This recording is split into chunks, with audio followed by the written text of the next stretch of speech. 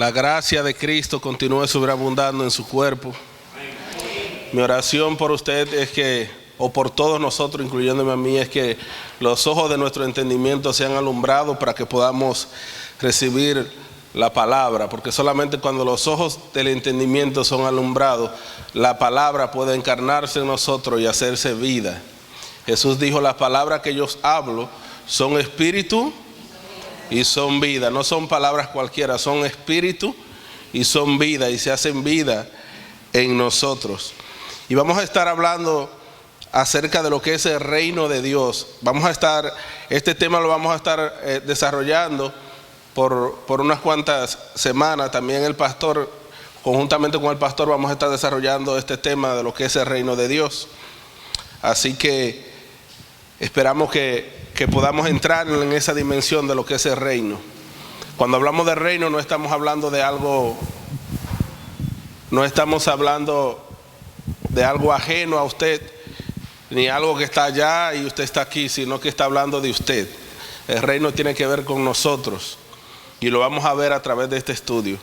En realidad el tema de lo que es el reino de Dios es muy amplio. Quizás no podamos el pastor y yo abarcarlo por completo, porque es muy amplio y cada día estamos aprendiendo más acerca de él, pero vamos a tratar de traer al pueblo de Dios, al cuerpo, lo que Dios nos ha dado hasta el día de hoy.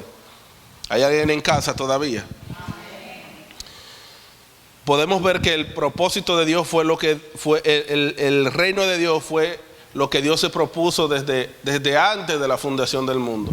El reino no es algo que se inventó en el Nuevo Testamento. El reino es algo que está desde antes de la fundación del mundo. Y cuando Dios crea el mundo, el planeta Tierra, diciéndolo así, el propósito de Dios desde el principio fue establecer su reino aquí en la tierra. ¿Cuántos están conmigo? Lo veo muy calladito. ¿Hace frío hoy? El propósito de Dios fue establecer su reino aquí en la tierra, y lo vamos a ver por todas las escrituras, pero siempre debemos de ir al principio. Cuando algo se daña, usted tiene que ir al principio para poderlo arreglar. ¿Usted sabía eso? Usted tiene que ir a donde todo empezó. Usted no puede arreglar algo si usted no sabe cómo eso se maneja, y para saber cómo se maneja usted tiene que ir a dónde fue que empezó todo. Si agarramos un rompecabezas y lo desmoronamos, usted no va a saber qué va a hacer, ¿verdad? Porque usted no sabe cuál era la figura que estaba antes, ¿verdad que no? Entonces usted tiene primero que ver cuál era la figura para poder ver cómo se arma ese rompecabezas. Entonces siempre que hablamos de estas cosas, siempre tenemos que ir al inicio. Yo recuerdo que cuando yo empecé en este camino, el pastor siempre que predicaba, él iba a Génesis, y ya yo teniendo como 4 o 5 años en el evangelio, un día le pregunto al Señor, digo: Señor, ¿por qué el pastor siempre va a Génesis? Él puede hablar del tema que hable y siempre cae en Génesis. Y el Señor me dijo lo mismo: es que hay que ir al principio para poder entender todo lo demás.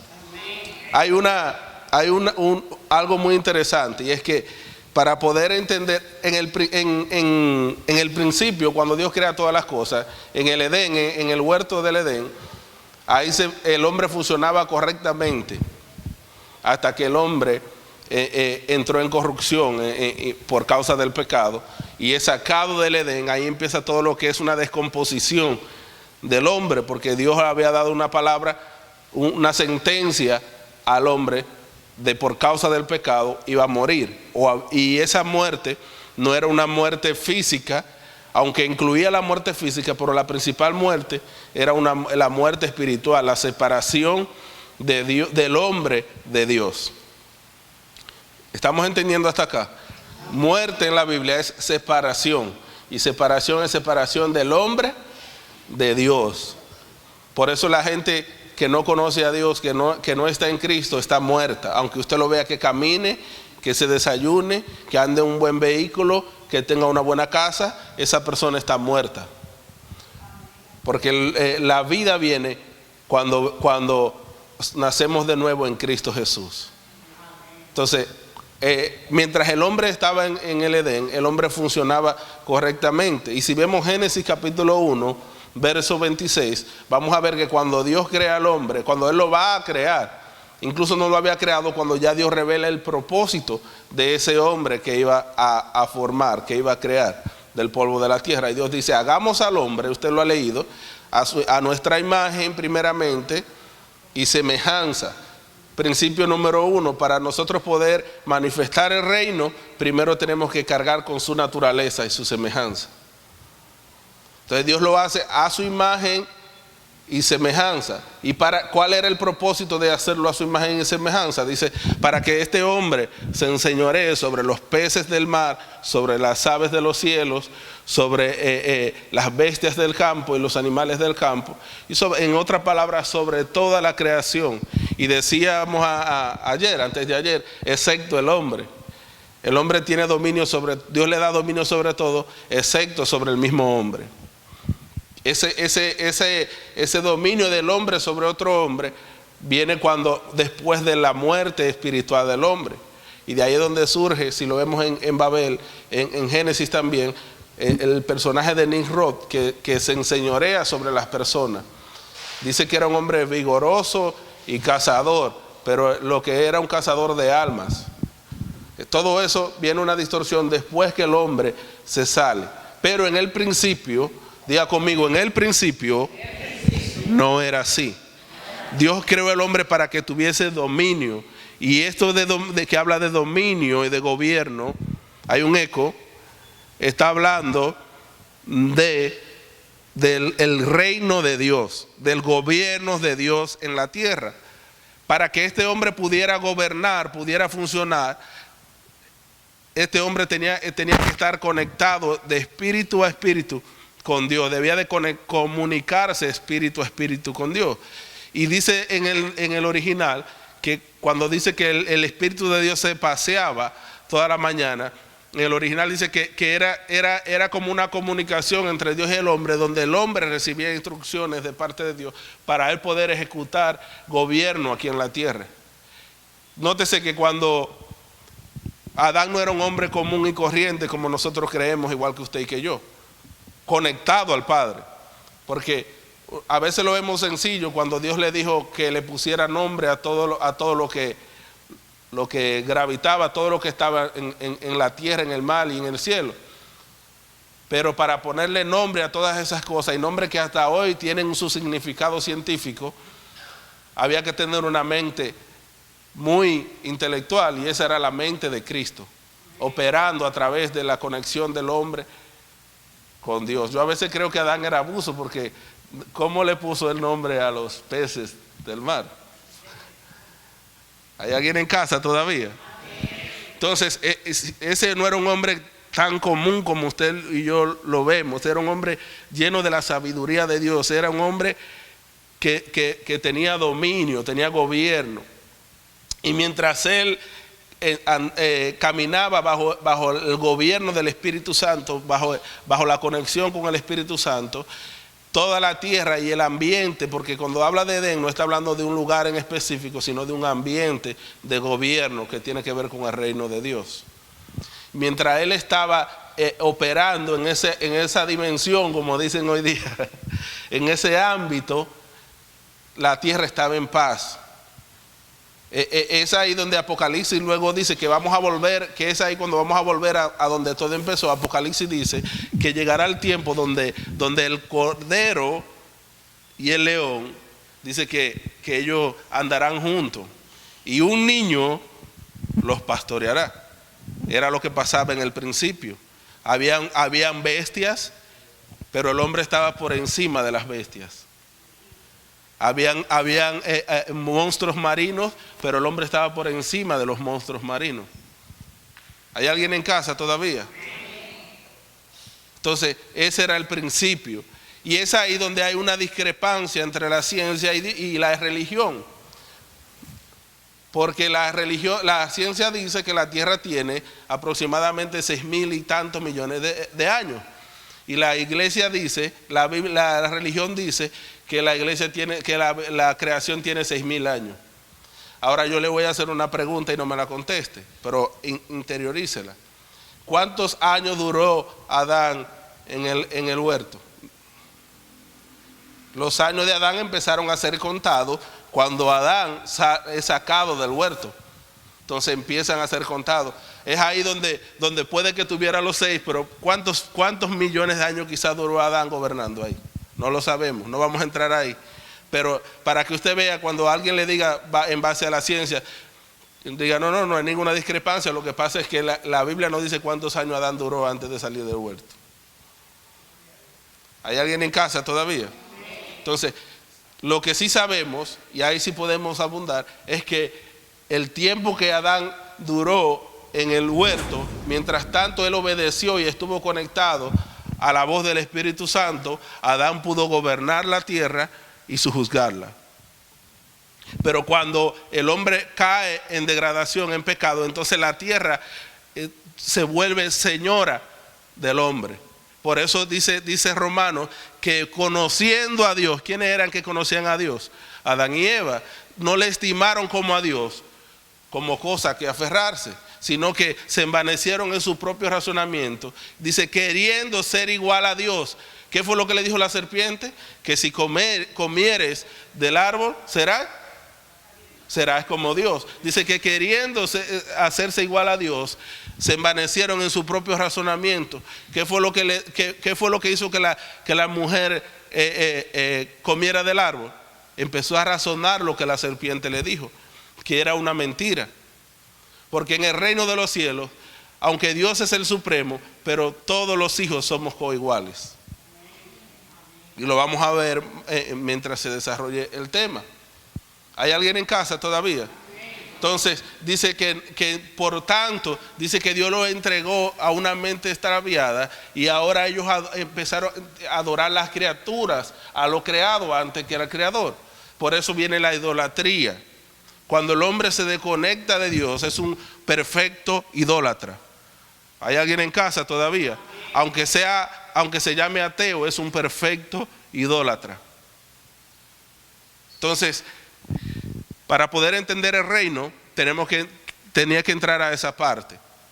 Entonces, si vemos esa parte, ¿quién era el hombre antes de la muerte? Porque muchas veces le decimos la caída, y yo no le llamo caída, porque caída es cualquiera se cae. La Biblia dice, hay que llamar las cosas como son en la Biblia. La Biblia dice que él iba a morir y murió. Y fueron 2 muertes. Una muerte espiritual, y por causa de la muerte espiritual vino la muerte natural. Ahora nosotros, por causa de la vida de Cristo, entramos en lo que es la vida eterna. ¿Hay alguien en casa todavía? Entonces, luego de ahí, aunque Dios, todo lo que acontece luego de eso es sombra, tipo y figura. Y Dios utiliza al pueblo de Israel como una prefigura de lo que era el reino, pero ellos lo tenían de una manera distorsionada. Nótese que Dios nunca le quiso dar a Israel un rey. Ellos fue que lo pidieron. Eso del concepto de rey para Israel no era un concepto de Dios, fue un concepto del pueblo. Dice que ellos, luego de que habían tenido jueces, incluso el mismo Gedeón, cuando va a conquistar con ellos, luego que conquista, ellos lo quieren hacer rey. Y Gedeón le dice, yo no voy a ser señor sobre ustedes, porque el Señor era Dios. Solamente voy a tomar la parte como líder de esta conquista, la parte que me corresponde del botín, pero no me voy a enseñorear sobre ustedes, porque ellos tenían un Señor que era Dios, un rey que era Dios. Pero ellos empezaron a mirar las naciones, que todas las naciones tenían reyes, y ellos querían reyes. Y yo me imagino, no es eso muchas veces lo que hace la iglesia, pero la gente de todas las naciones y las religiones hacen esto, ¿por qué nosotros no lo podemos hacer? ¿Hay alguien en casa todavía? Muchas veces queremos traer el sistema del mundo al reino de Dios. Y el reino de Dios opera muy diferente al reino del mundo, porque el reino del mundo es gobernado por el príncipe de las tinieblas. Nosotros somos gobernados por el Rey de Reyes y Señor de Señores. Entonces debemos de entender que nosotros no estamos para ser afectados por las cosas del mundo, aunque se vean bien. Nosotros estamos para afectar el mundo. Por eso los apóstoles le dijeron, ahí vienen estos que trastornan el mundo. Porque usted y yo estamos para afectar al mundo, de tal manera que hasta con nuestra sombra la gente sea afectada. Si no, pregúntele a Pedro. ¿Hay alguien en casa todavía? Entonces, hermanos, Dios le dice a ellos que nunca le prometió Dios, pero ellos insistieron tanto que Dios le dice al profeta Samuel, creo, Samuel, ellos no te están desechando a ti como mi voz autorizada, sino que me están desechando a mí, porque ellos no se conforman con que yo sea su Dios y su rey, sino que ellos quieren un rey. Y Dios le da a Saúl un rey pagano. Y ustedes saben cómo terminó Saúl.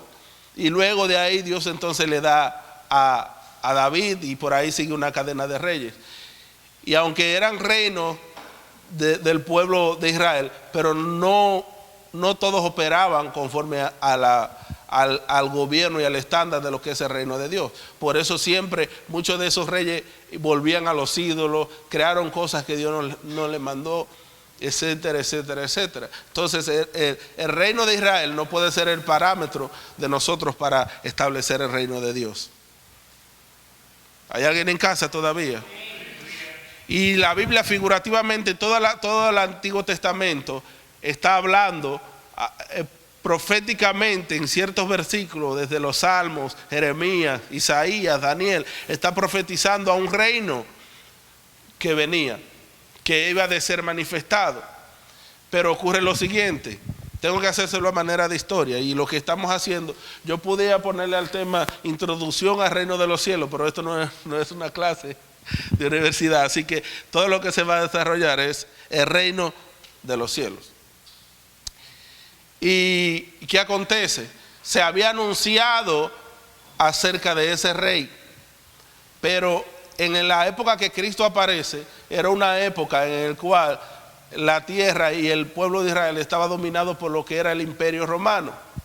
Al estar dominada por el imperio romano, la mente humana de los judíos entendía que ese rey era a liberarlo del yugo de los romanos.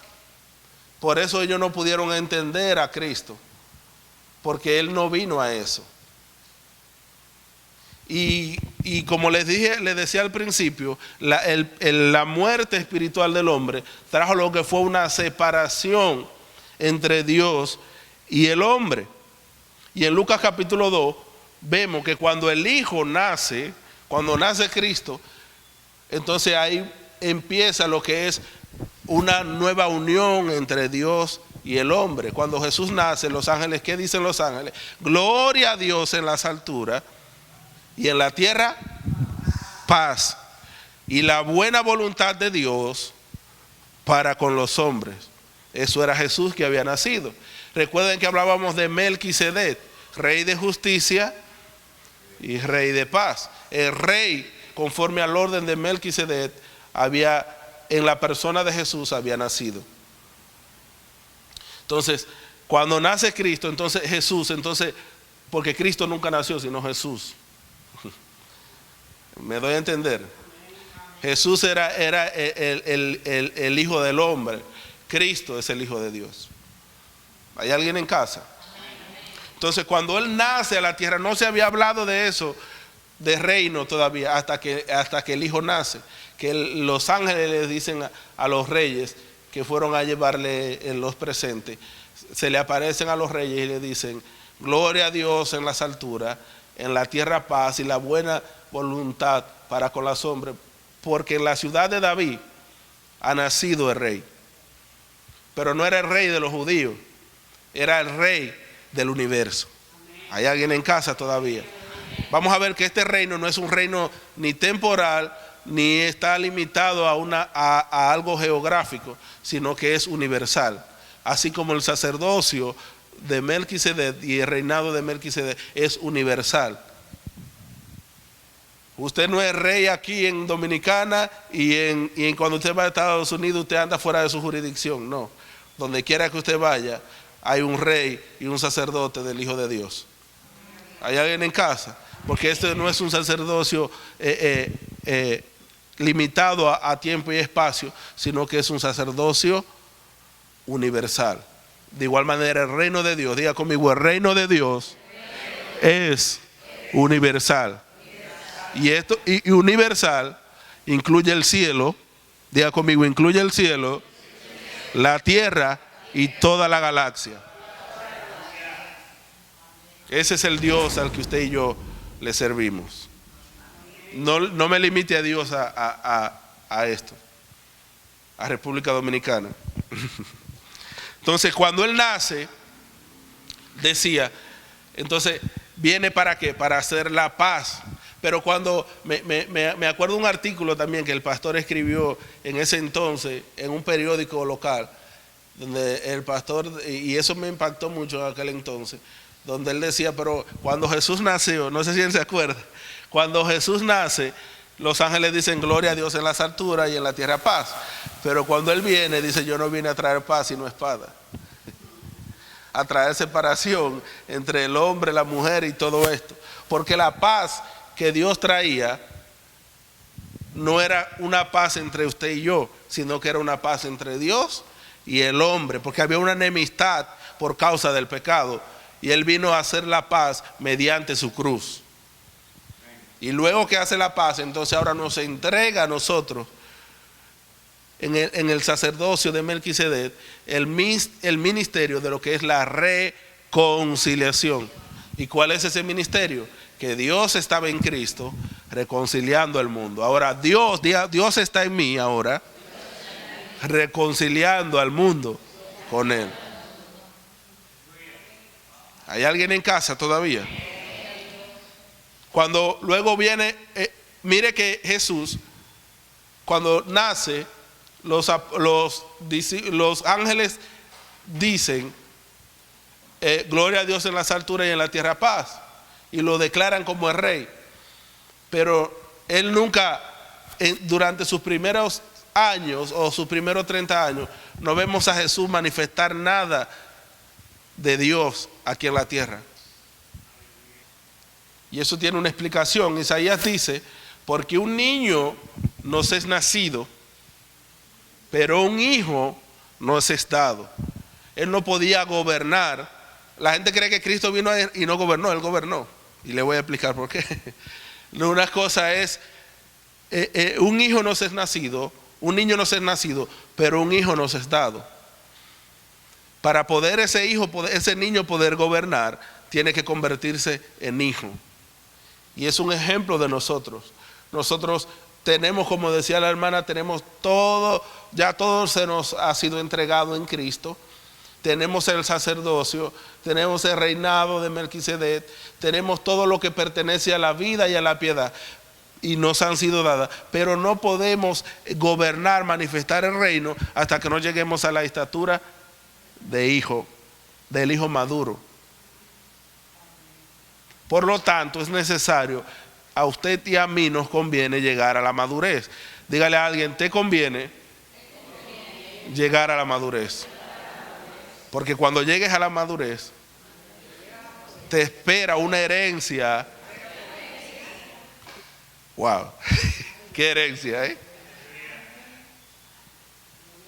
Porque, y eso se explica también. Porque dice la Biblia que entre tanto que el heredero es niño, en nada difiere de lo que es un esclavo. Es igualito que el esclavo. No tiene, aunque todo es de él y no es de él. Porque siempre digo que nadie le va a dar a un niño algo que le vaya a perjudicar. Si usted a un niño de 5 años le entrega una herencia, ese niño lo va a gastar en golosinas y juguetes, porque su mentalidad tiene una capacidad de golosinas y de juguetes. Si se lo da a un adolescente, lo va a gastar en celulares, en vanidades. Y si se lo da a un adulto, lo va a gastar en ya usted sabe que en vicios y cosas así. Si no tiene una mente madura. Y repito, la madurez no tiene que ver con un tiempo cronológico. Porque a veces decimos, yo tengo tantos años en el evangelio, ya yo soy maduro. no tiene que ver con un tiempo cronológico. La madurez tiene que ver cuánto de Cristo ha sido formado en nosotros. ¿Hay alguien en casa todavía? No tiene que ver con un tiempo cronológico. Por eso figurativamente la Biblia habla de lo que es el rey Josías, que pudo gobernar a los 8 años. Y hizo lo que sus padres, que eran más adultos, no hicieron. Quitó los ídolos. Entonces, esto no tiene que ver con el tiempo cronológico que usted tenga, sino con cuánto de Cristo ha sido formado en usted.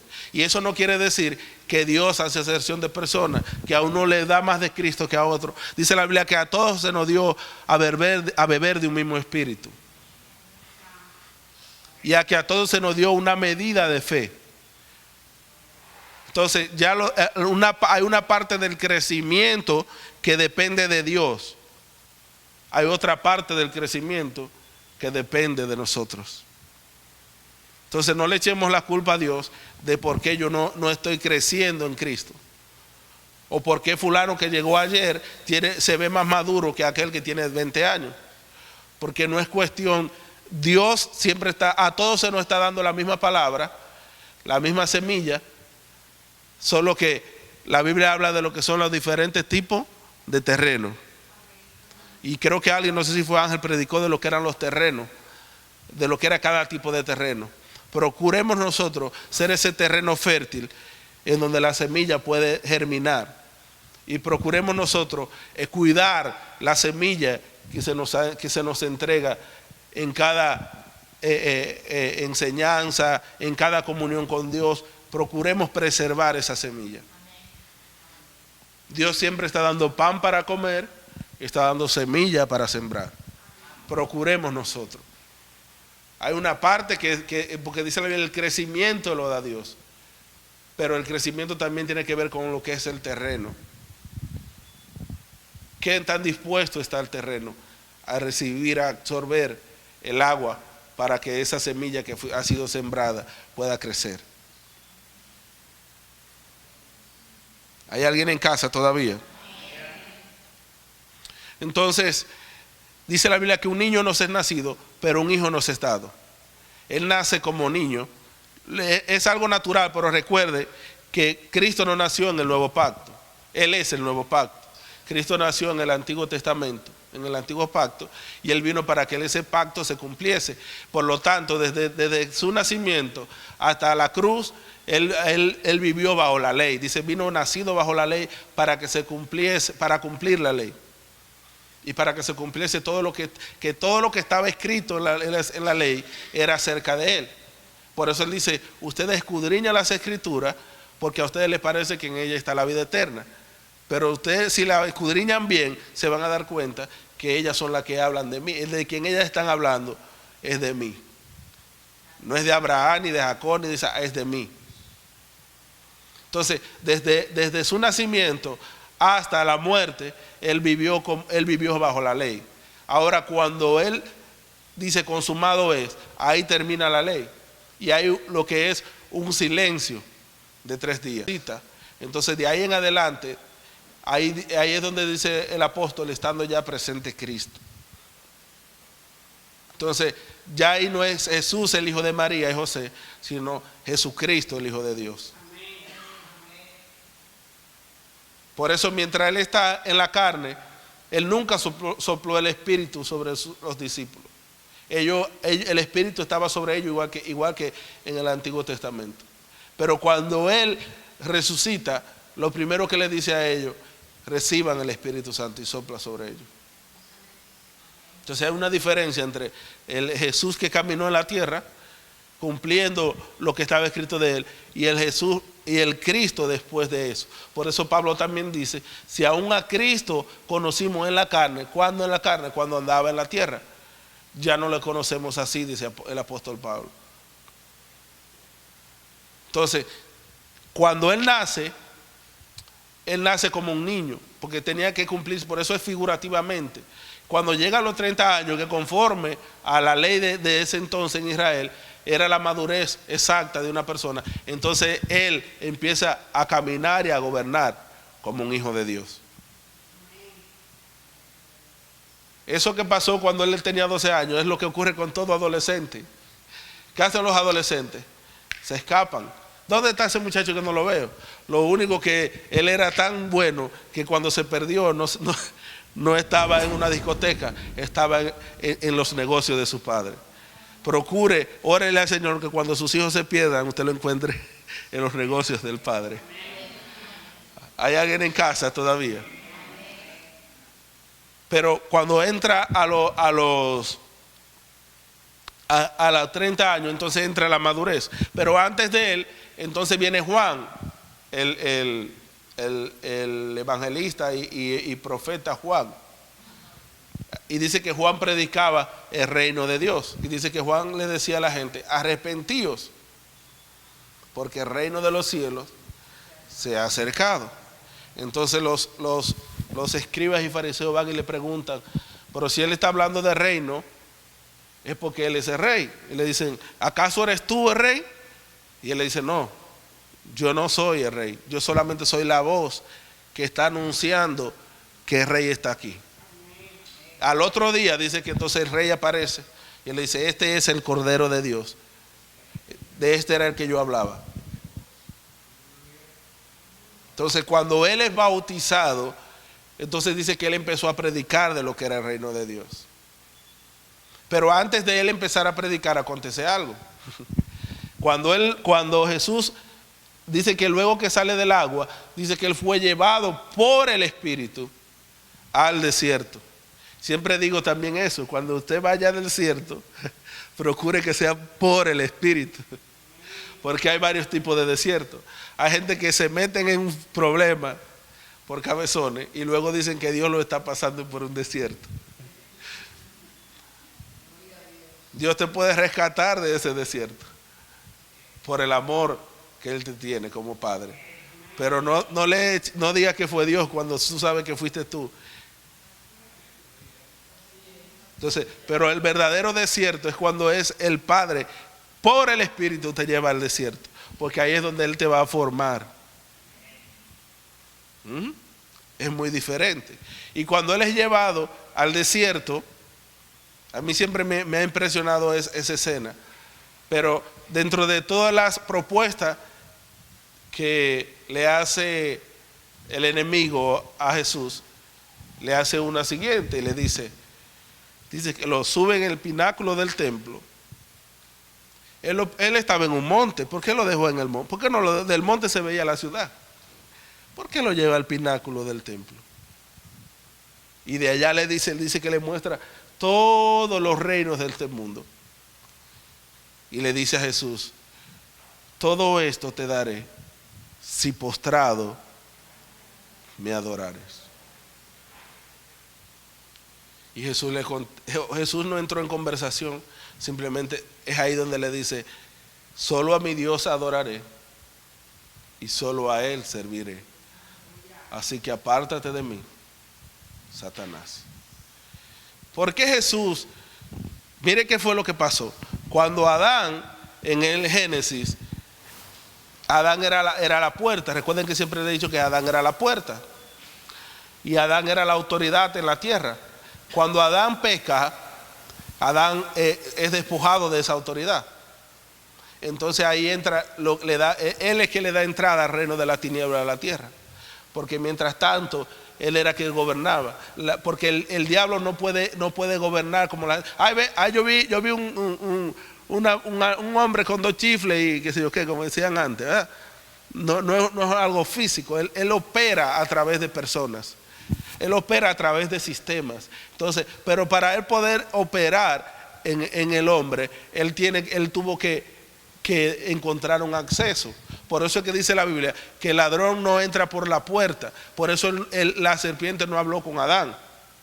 Se fue por la puerta de lado, no la de atrás, oye, la de lado, porque ella estaba al lado. ¿Hay alguien en casa todavía?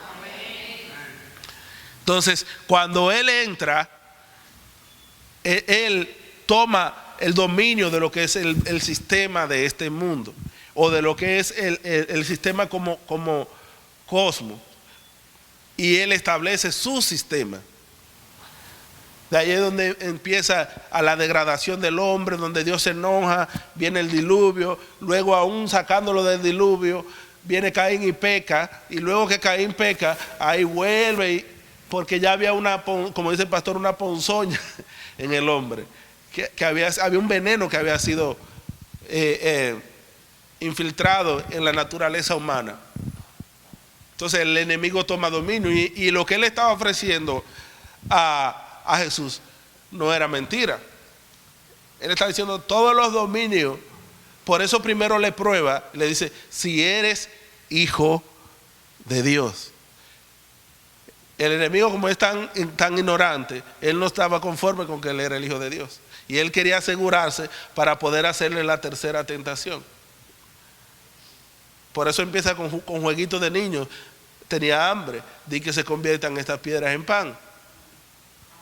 Pero cuando ve que se da cuenta que es el hijo, entonces le dice, pues si ese es el hijo, así como yo, el primer Adán, yo lo acabé, le gané la batalla, pues yo le puedo ganar la batalla a este.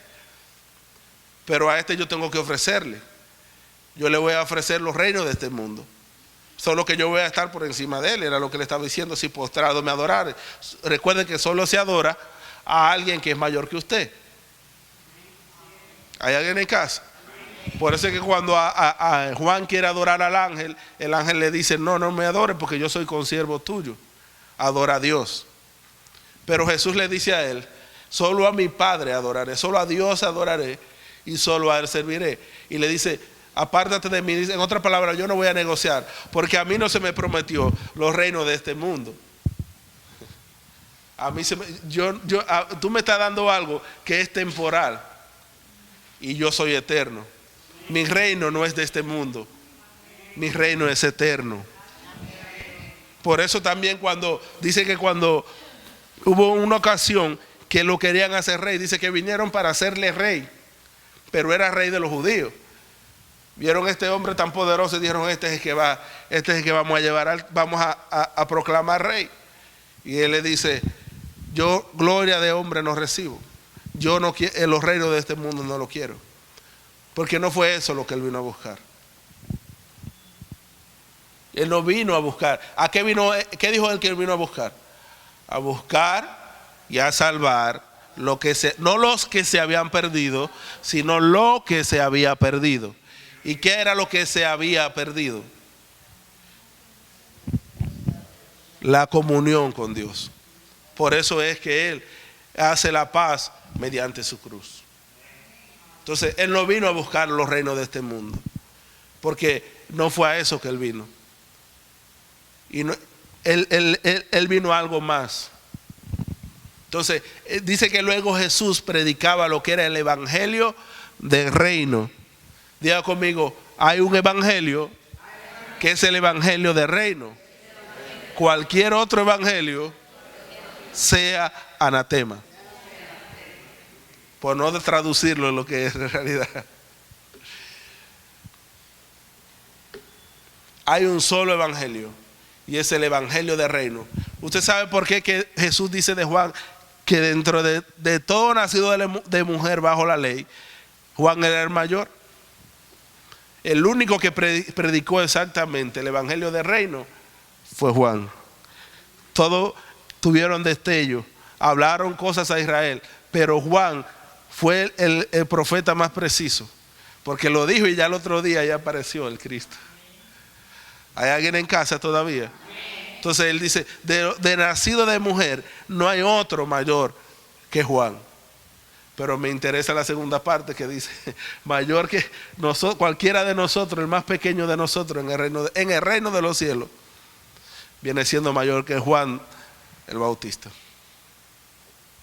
Y hay otra palabra que él dice, el reino de los cielos, desde los días de Juan el Bautista hasta ahora, dice Jesús, presente continuo, el reino de los cielos sufre violencia, y solo los valientes lo arrebatan. Entonces, si usted quiere arrebatar el reino de los cielos, usted tiene que ser valiente, y más en estos últimos tiempos. Entonces, cuando Jesús viene, Jesús predica lo que es el evangelio del reino de Dios. Diga conmigo, el evangelio del reino de Dios. En 2 ocasiones envió a los discípulos también. Los envía primero a los 12, primero envía a 70 en una ocasión, y luego antes de irse envía a los 12. ¿Y qué le dice? Que predicar, cuando donde llegara le dijeran a la gente, el reino de los cielos se ha acercado. En otras palabras, donde se acerca un hijo donde llega un hijo de Dios, llegó el reino de los cielos. ¿Hay alguien en casa todavía? Dígale a alguien, donde tú llegas, llegó el reino de los cielos. Y qué interesante, y después, porque este tema, esto sigue, esto simplemente es una introducción. Cuando Jesús está, que lo vamos a ver en la bienaventuranza, es donde le da muchas pautas de lo que es el reino de Dios. Mateo capítulo 5, 6 y 7, es lo que le está enseñando a los discípulos lo que es el reino de Dios. Recuerde que dice que le seguía mucha gente, y dice cuando él vio la multitud que venía, él dejando la multitud, sube al monte con sus discípulos. Es decir, que eso no era una prédica para la gente, eso era una enseñanza. Yo le llamo una escuela apostólica de lo que era el reino de los cielos a los 12 apóstoles. Y empezó a enseñarle acerca del reino. Y eso lo vamos a ver más adelante, no voy a entrar ahí. Pero solamente voy a tocar un punto. Dentro de todo eso, uno de ellos le dice, Señor, pero tú nos estás enseñando tantas cosas acerca del reino, pero enséñanos a orar. Porque nosotros sabemos orar como se ora en la ley, como oran los escribas y fariseos. Pero ¿cómo se ora en el reino? Y nunca se había hecho una oración semejante, que es la oración más mal utilizada de la bolita del mundo. Ese no era el propósito de Dios, de que cuando usted ore diga Padre nuestro que estás en los cielos, santificado. Recuerde que era una escuela, él estaba enseñando a ellos. Entonces él le dice a ellos, cuando oren, no sean como los escribas y fariseos que son hipócritas. Está haciendo una separación de la oración que le habían enseñado a ellos, al pueblo, los escribas y fariseos y los maestros de la ley, y la oración correcta. Porque nunca se oraba, como ellos no se atrevían a mencionar a Dios como Padre. ¿Sabe que la razón principal por la que se crucificó a Jesús fue porque él se llamaba Hijo de Dios? Porque nadie podía llamarse Hijo de Dios. Incluso los judíos no decían el reino de Dios, porque para ellos era difícil mencionar esa palabra. Porque ellos creían que si la mencionaban pecaban. Entonces ellos decían el reino de los cielos. Por eso es que usted ve que un evangelio habla del reino de los cielos y otro evangelio habla del reino de Dios. Creo que Lucas habla del reino de Dios, porque Lucas era gentil. Pero Mateo habla del el reino de los cielos, creo, porque Mateo era judío. ¿Hay alguien en casa todavía? Entonces él le dice a ellos, cuando oren, no sean esto y lo otro, sino que oren así. Padre nuestro, que estás, ¿dónde? En los cielos. Santificado sea tu nombre. Y lo tercero que dice es, venga a nosotros tu reino. Pero vamos a ver algo. En un reino hay dos tipos de personas. El reino, llámese como se llame. Está la familia real, que es pequeña, ¿verdad? Y todo lo demás son, ¿qué? Son súbditos, ¿verdad? Ese es el reino de este mundo. Pero él, antes de hablarle de que oraran, que llamaran el reino, le dice, díganle Padre nuestro. Y si el rey es tu padre, entonces ¿qué usted es? Usted en el reino, usted no es súbdito, usted es parte de la familia real, usted es hijo de Dios. Porque para poder manifestar el reino de los cielos hay que tener la naturaleza de rey. ¿Hay alguien en casa todavía? Entonces, dígale a alguien, si usted tiene la naturaleza entonces usted puede manifestar el reino de los cielos. No cualquiera puede manifestar el reino, sino única y exclusivamente aquel que tiene la naturaleza. Y es lo que pasa con Nicodemo también. Cuando Nicodemo se acerca a Jesús, recuerden que antes de eso Jesús había hecho lo que era el milagro del vino, y a esa boda me parece que estaban invitados mucha gente importante, y Jesús estaba allí. Mucha gente dice que María, lo que era una servidora allí y que era encargada de la parte de la comida y la bebida, porque María era de una familia pobre, por lo tanto no podía ser invitada a algo tan poderoso, sino que era simplemente, era una de las que servían. Y por eso fue que le dijeron, vayan donde María, que está, para que María le resuelva la parte del vino. Y ella le dice, no, vayan donde Jesús. Pero Jesús no estaba como un servidor, sino como un invitado. Era al revés.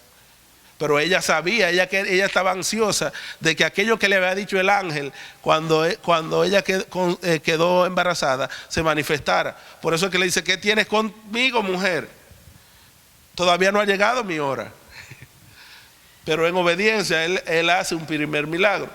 Entonces, yo presumiendo, porque no es que la Biblia lo dice, que Nicodemo estaba allí. Y Nicodemo quedó, como dicen en el mundo dominicano, quedó frustrado con ese milagro. Porque ese milagro en realidad, si usted lo ve en esencia, lo que está hablando es del nuevo nacimiento y del nuevo vino. No voy a entrar ahí. Entonces Nicodemo viene a Jesús y le dice, Señor, sabemos que has venido de Dios. Es decir, que reconocía que Jesús había venido de Dios. Yo digo que entre los maestros de la ley, entre los escribas y los fariseos, Jesús tenía discípulos. Y los principales discípulos de Jesús eran José de Arimatea y Nicodemo. Incluso ellos nunca estuvieron de acuerdo con que Jesús se le crucificara. Dice que cuando estaban negociando con Judas, ellos se enojaron y no estaban de acuerdo. Y luego que Jesús es crucificado, ellos fueron los que enterraron el cuerpo. Eso tiene que ver algo entre la ley y la gracia también.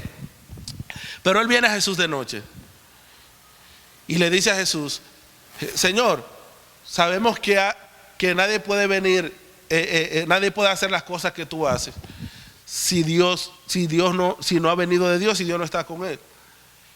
Y Jesús le contesta algo diferente. Le dice, para entrar al reino de los cielos hay que nacer de nuevo. Y él le sigue hablando y Jesús le dice, pero es que primero dice para ver el reino de los cielos, para verlo simplemente, hay que nacer de nuevo.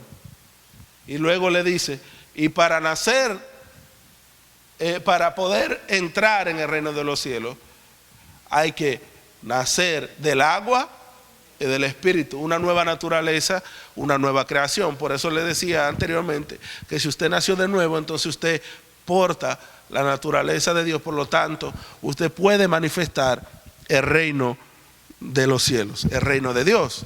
¿Hay alguien en casa?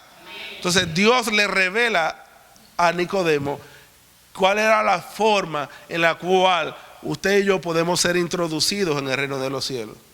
No hay otra forma, hermano, por la cual alguien pueda entrar en el reino de los cielos. La iglesia tradicional una vez vendía lo que le llamaban indulgencia para entrar en el reino de los cielos. Y el legalismo te enseña a hacer cosas para poder entrar al reino de los cielos, para ganarte el cielo. Pero hay una sola cosa que te da acceso al reino de los cielos, que es a través del nuevo nacimiento, que se efectúa por medio de la muerte de Cristo y la resurrección de nuestro Señor Jesucristo. ¿Hay alguien en casa todavía? Y se me quedó algo interesante, ya estoy terminando. Se me quedó algo muy interesante. Y es que a mí me encanta esto, porque en el reino, si usted lee la Escritura se va a dar cuenta de algo. En el cielo, cuando Juan ve, no había muchos tronos, porque si hay hijos, cada hijo tiene que tener un trono. Hay un solo trono. Es decir, que en este reino, si hay un trono, todos estamos en la misma silla, ¿verdad que sí? Pero ¿cómo usted pone millares y millares de hijos en un solo asiento? ¿Ve por qué no podemos estar divididos? Tenemos que estar en Cristo. En Cristo. Él nos, como dice el pastor, nos ensambla. Entonces cuando estamos ensamblados en Cristo, Cristo está sentado. Lo primero que el Padre hace es lo siguiente. El Padre crea en la tierra, el mundo, y dice que al séptimo día el Padre se sentó. Luego viene el Hijo, y el Padre dice que le da toda autoridad al Hijo y el Padre está sentado, porque el Hijo es el que está gobernando. Entonces cuando el Hijo muere y resucita, ya Él termina su obra y se sienta a la diestra del Padre. Pero Él dice, la potestad que me ha sido dada a mí de reino, yo no me la voy a llevar, yo se la doy a ustedes, le dice. ¿Hay alguien en casa? Entonces ahora el hijo está allá arriba, está gobernando, está sentado descansando, y el Padre, entonces ahora a nosotros nos toca reinar. El Hijo corporativo. Y de la única manera que podemos estar juntamente sentados, porque la Biblia dice que estamos juntamente con Cristo, ¿verdad? Y si Él está sentado, nosotros estamos juntamente con Él. Solo que el cielo es su trono y nosotros estamos aquí en la tierra como el estrado de sus pies. Y hermosos son los pies de los que anuncian ¿qué? La paz. Rey de justicia, Rey de paz. Y vuelve de nuevo. Entonces, ¿qué quiere decir esto?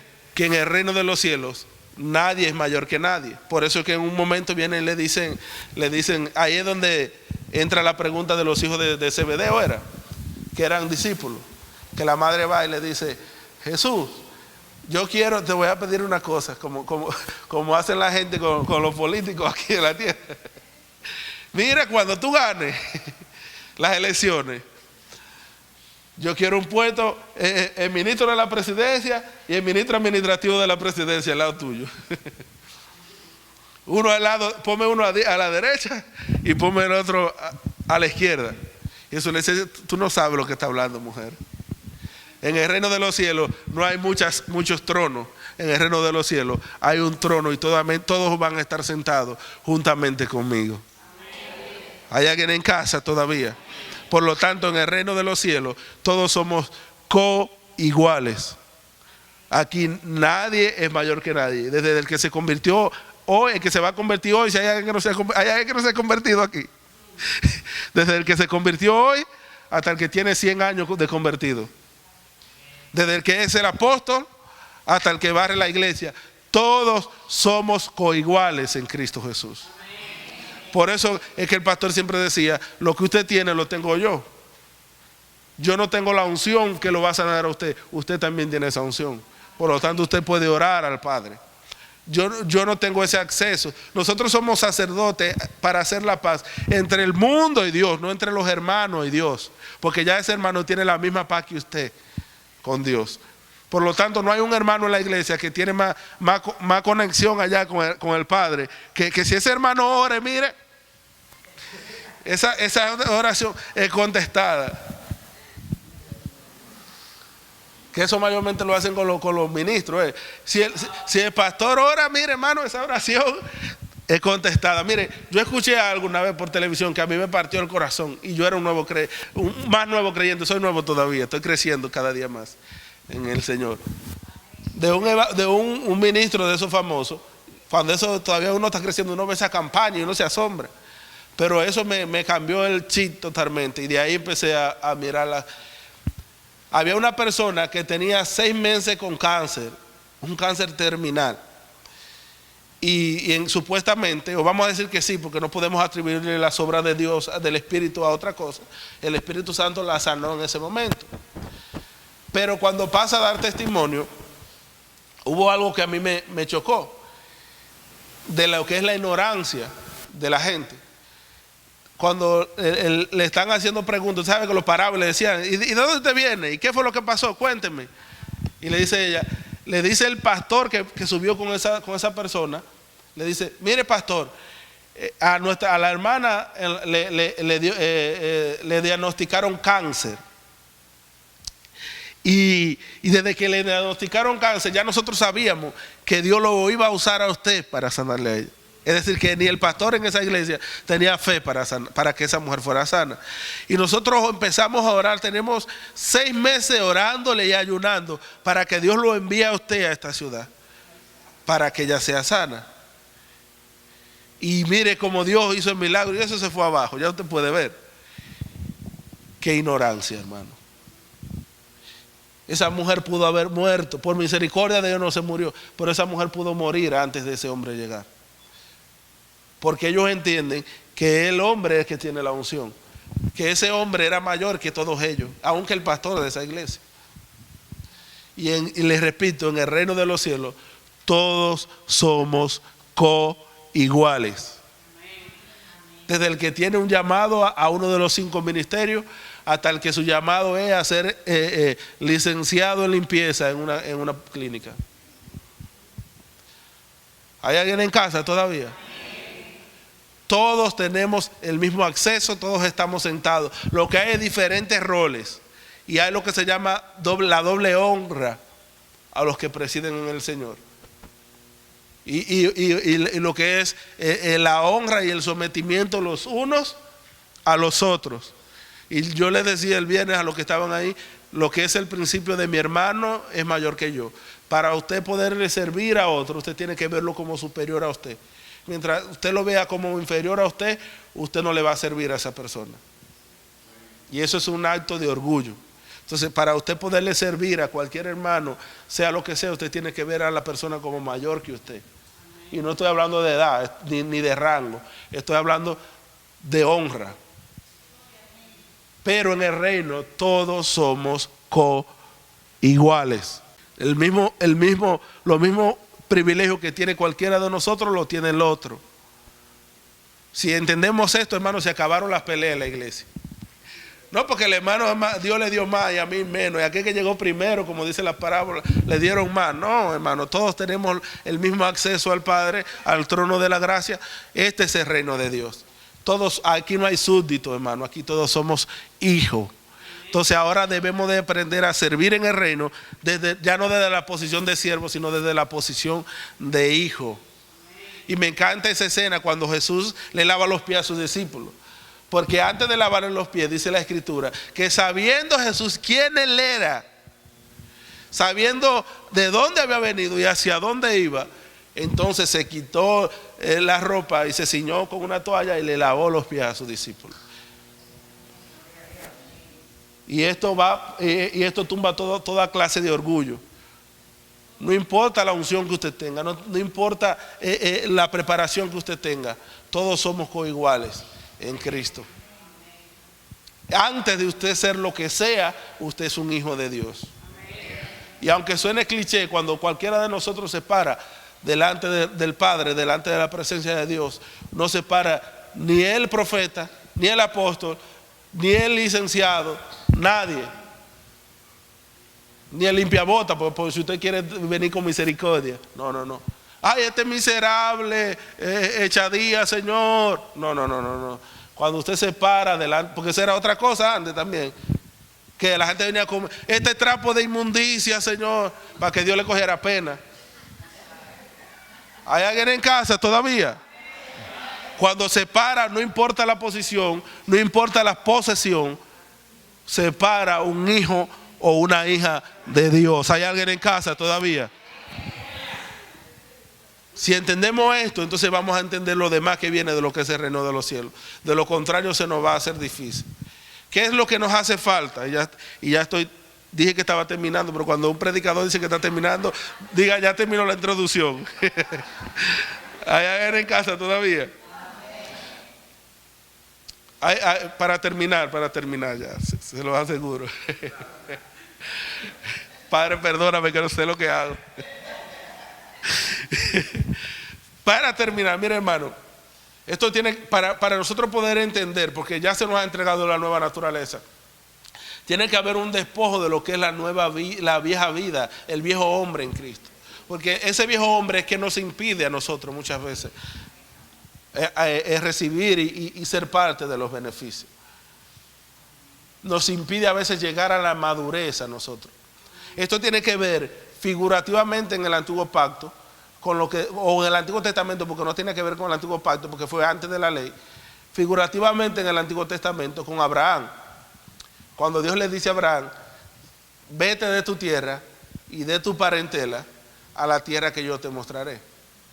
Y si usted se da cuenta, con Abraham ocurrió algo. Abraham salió de la tierra, fue fácil salir de la tierra, nada más dio par de pasos, salió a la entrada de la ciudad y ya estaba fuera de la tierra, ¿sí o sí? Pero lo que le costó fue salir de la parentela. Y esa parentela le produjo muchos problemas en el camino a Abraham. Hasta que no fue despojado de toda su parentela, entonces no le fue entregada la promesa, no le fue dada la herencia. ¿Ve lo que es el crecimiento en Cristo? Cuando Él se despoja de todo, entonces ahora Dios le declara Padre, le cambia el nombre, Padre de muchedumbre. Entonces pasa de ser un niño a ser un padre. Lo que le decía la hermana, pater, ¿verdad? Un hijo maduro. Entonces eso pasa con nosotros. Nosotros tenemos que crecer en Cristo. Entonces a Abraham le fue difícil salir de la parentela. Y dice Apocalipsis, que siempre lo digo, que cuando Dios lo que Dios hizo con uno fue lo que le dijo a Abraham. Dice Apocalipsis que Dios lo sacó de todo linaje, de todo pueblo, de toda lengua y de toda nación. Es decir, que usted no se puede ver, ni yo me puedo ver como un dominicano, ni usted no se puede ver como costarricense, sino que debemos de vernos como ciudadanos del reino de Dios. Usted y yo somos ciudadanos del reino. Y ciudadano no cualquier ciudadano, como cualquier que quiere ser ciudadano americano. Usted es hijo en el reino. Usted es hijo y coheredero en el reino. Ahora, ¿qué nos pasa a nosotros? Tenemos una nueva naturaleza, pero debemos de ser despojados. Y la medida de que somos despojados es a medida de que vamos creciendo en Cristo. Y usted dirá, ¿cómo despojado? Efesios dice, despojado de viejo hombre que está viciado conforme a los deseos engañosos. Y ese viejo hombre no tiene que ver solo con pecado, hermano. Ese viejo hombre tiene que ver con una cultura que nosotros traemos. Todos venimos desde una cultura. La cultura americana, porque venimos del continente americano. La cultura latina, porque venimos somos latinos. La cultura dominicana, porque somos dominicanos. La cultura cibaeña, porque somos cibaeños. Mira cuántas cosas, ¿eh? La cultura maeña, porque somos maeños. La cultura de su barrio donde usted creció. O es la cultura de los cambrones. Para ser justo, la cultura de la yagua.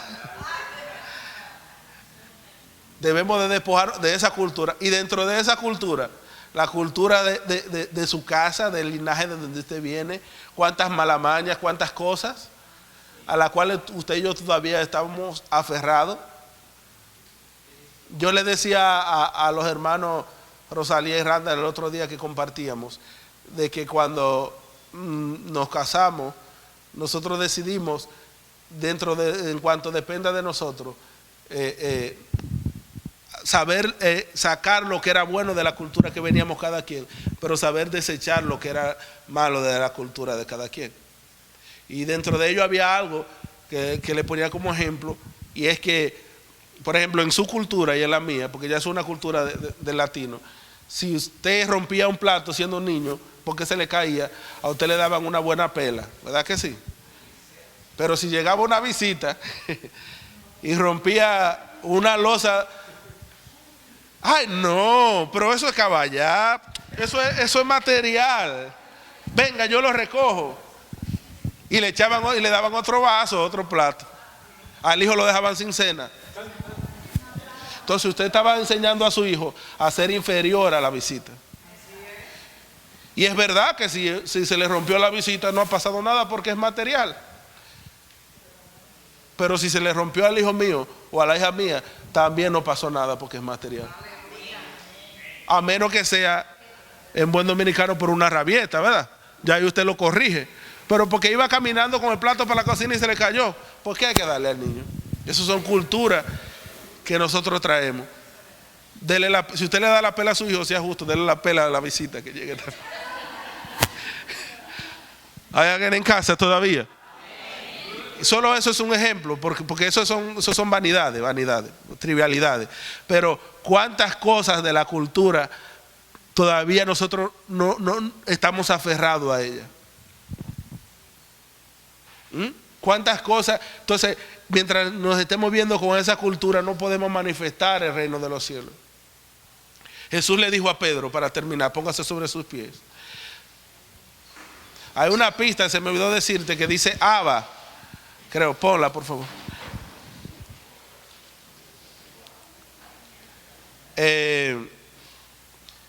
Jesús, a mí me encanta esto. Jesús le dice a Pedro, antes de partir, le dice: Pedro,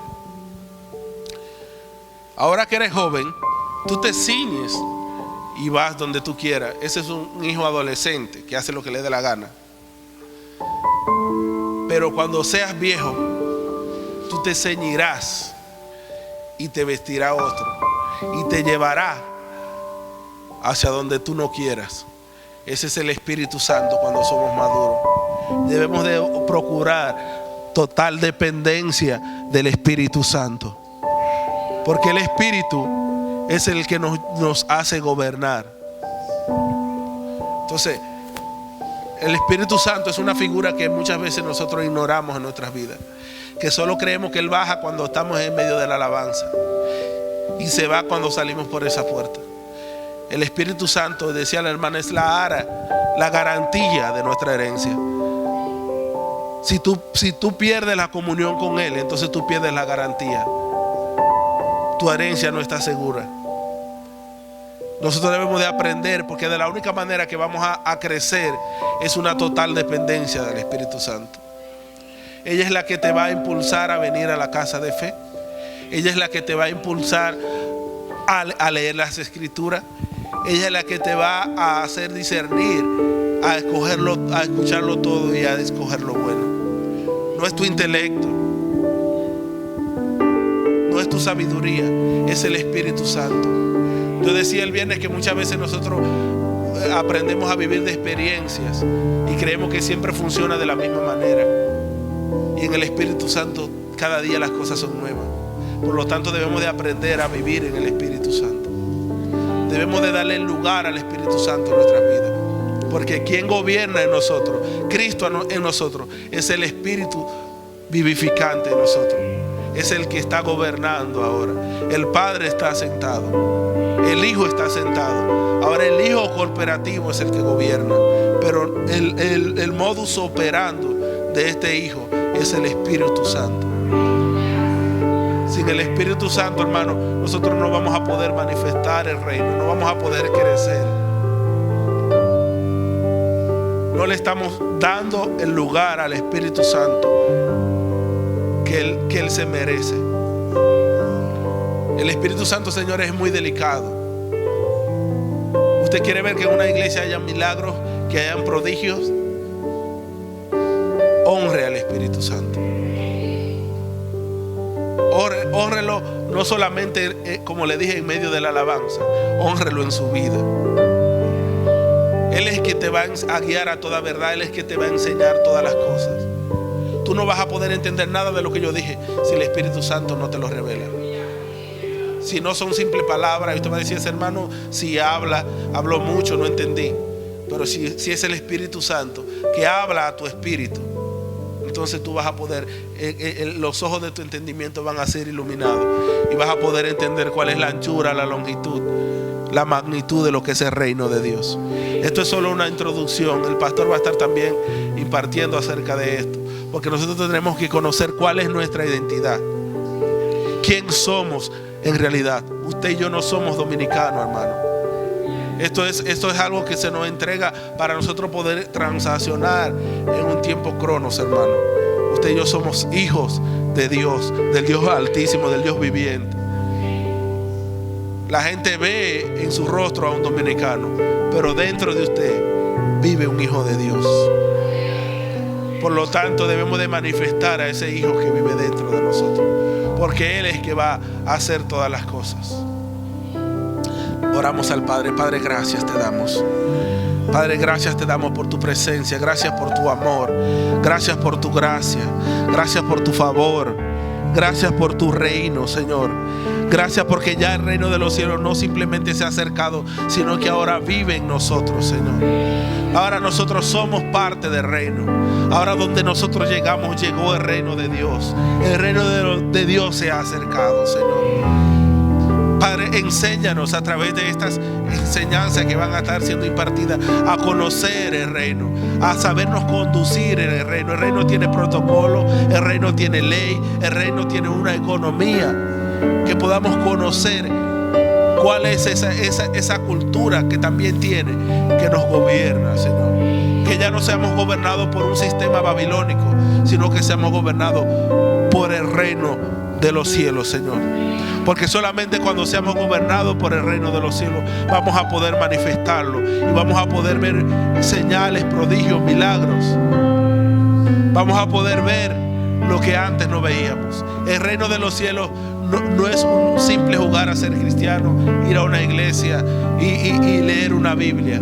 El reino de los cielos es mucho más que eso, Señor. Padre, gracias por hacernos parte del reino de los cielos, Señor, por hacernos hijos, porque no somos súbditos sino hijos, Señor. Que todo vuestro ser sea guardado irreprensible, Señor, espíritu, alma y cuerpo, Señor, para que podamos cumplir con tu función aquí en la tierra de reyes y sacerdotes según el orden de Melquisedec, y podamos establecer tu reino aquí en la tierra, Señor.